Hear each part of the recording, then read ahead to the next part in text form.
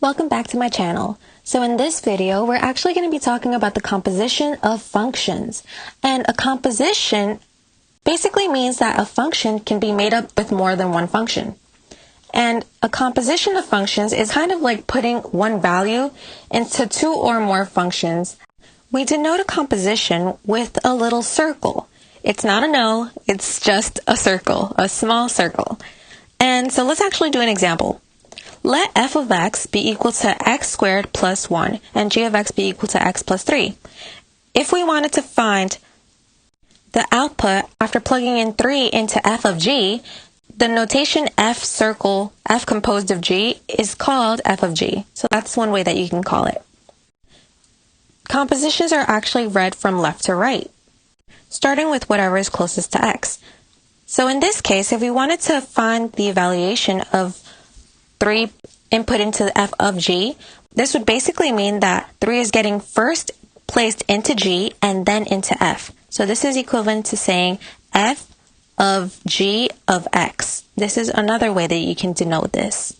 So it's first going to be placed into g. So 3 goes into our function g. And if we plug in 3 into g, we get f of 3 plus 3. And 3 plus 3 is 6. So this is equal to f of 6. And if we plug in 6 into our f function, we would have 6 squared plus 1. 6 squared plus 1, that is equal to 37. So this is only equal to 37. Now let's actually try to compute g of f of 3. This means that this time 3 is first going to go into f and then going to go into g. So this is going to be g of f of 3. And so g is going to still be on the outside. And if we plug 3 into our f function, this time we're going to have 3 squared plus 1. 3 squared plus 1, that is 10. So we're going to have this equal to g of 10. And now 10 is going to go into g. So we're going to have 10 plus 3, which is 13. These results are different from each other. So f composed of g and g composed of f are two different functions. That means that order matters in composition. So you have to be careful about how you guys go about them. Now let's take a look at the general function of f of g of x.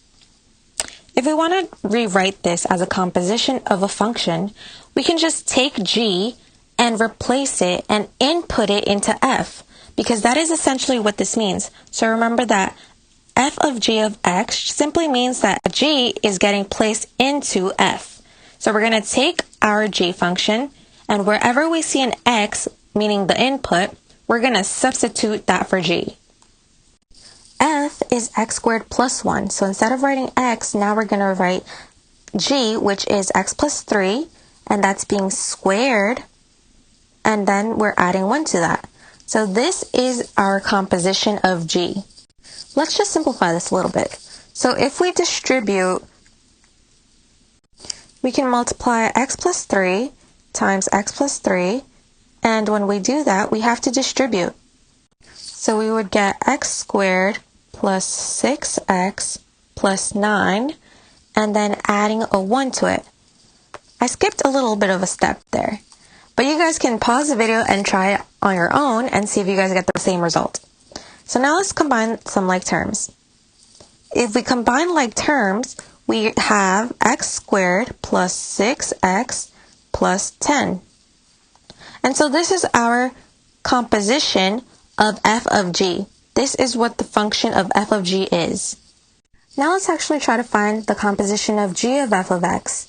And so like before, we're going to take our f function and we're going to plug that instead now into g. So this in reality means that we're going to take f and plug it into g.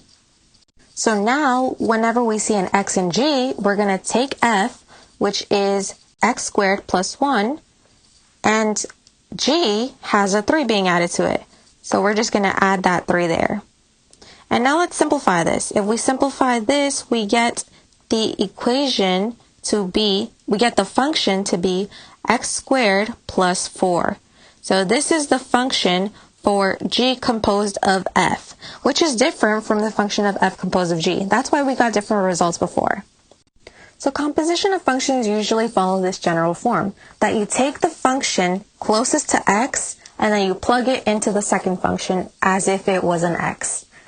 In the next video, I'm actually going to be showing you guys how to compute the inverses of functions. So stay tuned. Bye guys.